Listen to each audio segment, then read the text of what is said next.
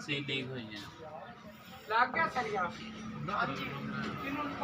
ਲੈ ਕੇ ਨਹੀਂ ਪਾਈਆਂ ਜਦੋਂ ਇਹਨਾਂ ਸਫਰ ਤੇ ਆਏ ਇਹ ਨਹੀਂ ਵੇਖਤ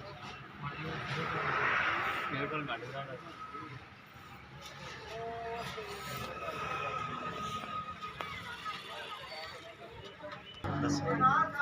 चेक कर शो चेक कर बस